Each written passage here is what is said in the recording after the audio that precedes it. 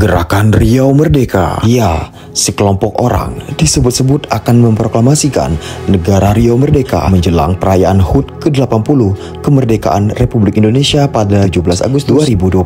Hal tersebut diungkap mantan anggota Badan Intelijen Negara, Kolonel Purnawirawan Sri Rajasa Chandra.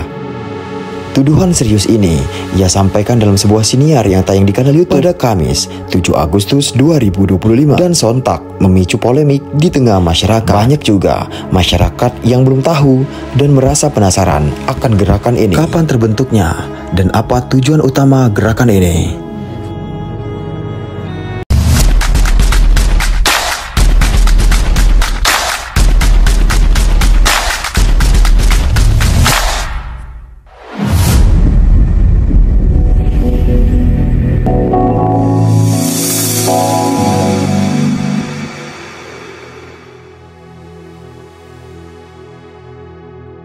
Di tengah hiruk pikuk reformasi yang mengguncang Indonesia pada akhir 1990-an, sebuah suara lantang terdengar dari jantung Pulau Sumatera, Tanah Melayu. Bukan sekedar teriakan protes biasa, melainkan sebuah deklarasi yang menuntut kemerdekaan.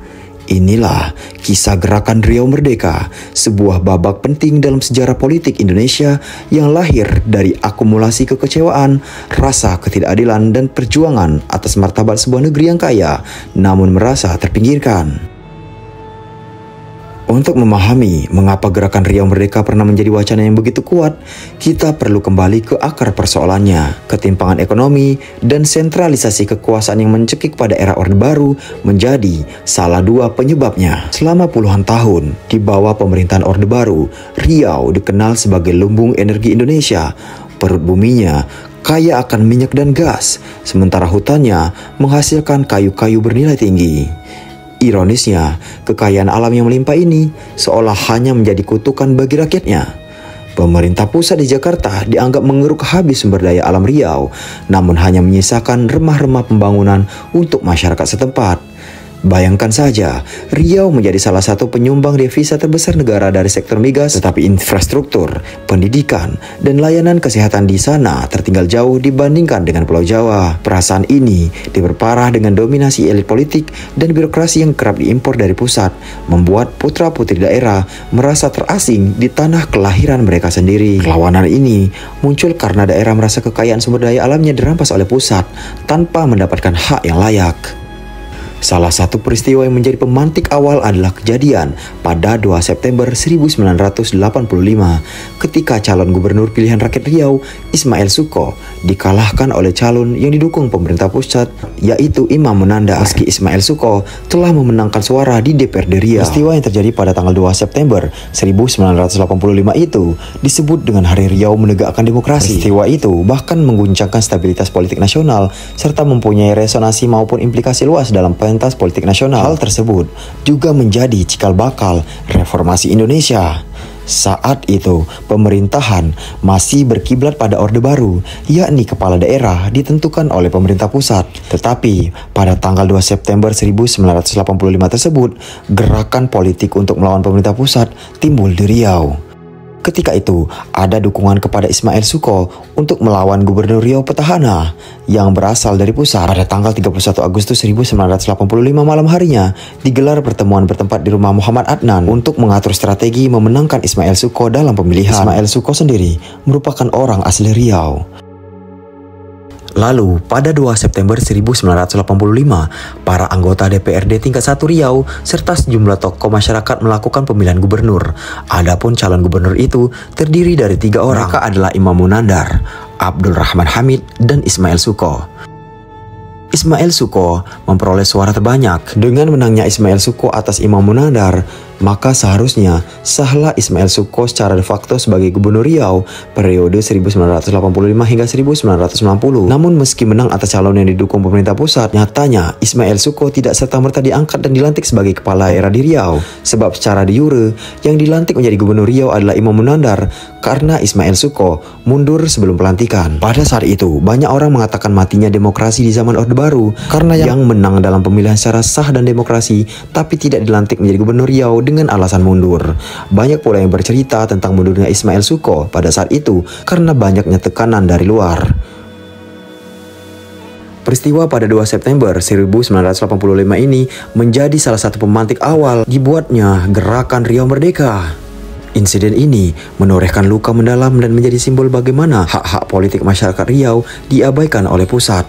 Lalu berjalannya tahun ke tahun, euforia reformasi dan lahirnya gerakan sehingga runtuhnya rezim Soeharto. Euforia kebebasan dan demokrasi menjalar ke seluruh pelosok negeri termasuk Riau. Momentum ini dimanfaatkan oleh para aktivis mahasiswa, intelektual, dan tokoh masyarakat untuk menyuarakan tuntutan yang selama ini terpendam. Awalnya, tuntutan utama adalah pembagian hasil minyak yang lebih adil. Namun ketika janji pemerintah pusat yang saat itu dipimpin oleh Presiden B.J. Habibie untuk memberikan 10% dana bagi hasil tak kunjung terrealisasi, kesabaran pun habis. Adalah Tabrani Raab, seorang dosen dan intelektual yang dikenal peduli pada kaum tertindas, menjadi motor penggerak utama gerakan ini. Ia juga disebut dengan Presiden Gerakan Riau Merdeka. Puncaknya terjadi pada 15 Maret 1999 di kediamannya di Pekanbaru. Tabrani Raab secara resmi mendeklarasikan Gerakan Riau Merdeka.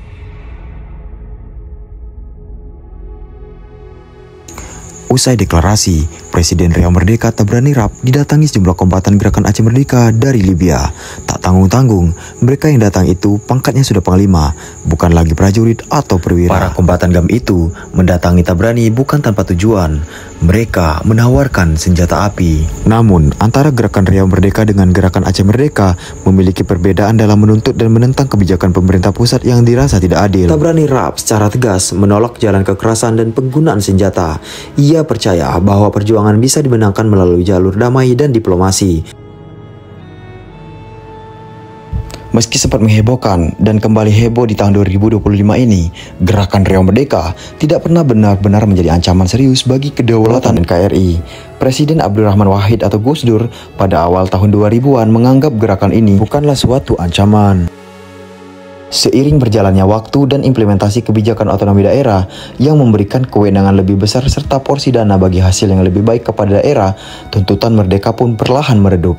Gerakan Riau Merdeka akhirnya lebih banyak berkutat pada level wacana dan tidak berkembang menjadi gerakan politik yang masif. Gerakan ini menjadi pengingat keras bagi pemerintah pusat bahwa keadilan ekonomi dan partisipasi politik adalah pondasi utama persatuan bangsa. Sejarah Riau Merdeka adalah pelajaran berharga tentang bagaimana sentralisasi kekuasaan yang berlebihan dan eksploitasi sumber daya alam tanpa keadilan dapat memicu perlawanan. Tokoh masyarakat Riau yang dijuluki sebagai Presiden Riau Merdeka, Bapak Profesor Tabrani Raab meninggal dunia pada Minggu 14 Agustus 2022. Beliau tutup usia pada umur 81 tahun di RS Awal Bros Pekanbaru setelah menjalani perawatan akibat stroke yang dideritanya.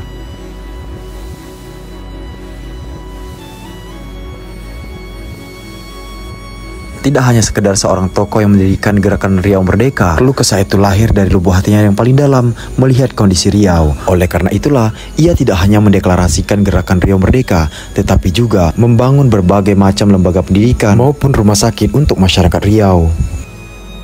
Tabrani mendirikan Yayasan Abdurrab yang bergerak di bidang pendidikan dan kesehatan. Ia juga mendirikan Rumah Sakit Paru di Jalan Jenderal Sudirman nomor 410 dan pada tahun 1979 mendirikan Rumah Sakit Tabrani II di Jalan Riau Ujung nomor 73 Pekanbaru. Dan ia juga mendirikan lembaga pendidikan pertama kali yaitu SMK Analis.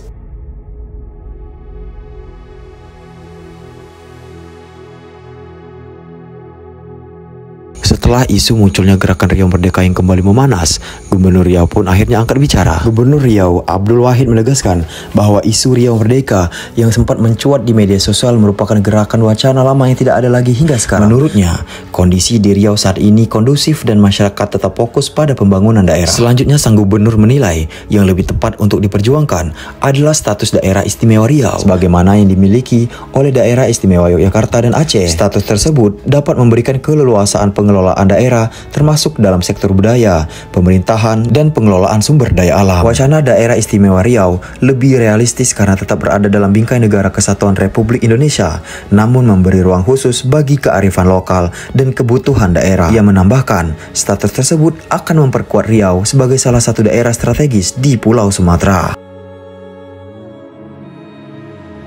Bumi Lancang Kuning tetap aman, bumi Lancang Kuning, tanah Melayu tetap damai. Bumi Lancang Kuning tetap menjadi bagian dari NKRI. Semoga Riau terus berbenah dan menuju ke arah kemajuan, masyarakatnya sejahtera hingga pembangunan merata sampai ke pelosok-pelosok Riau.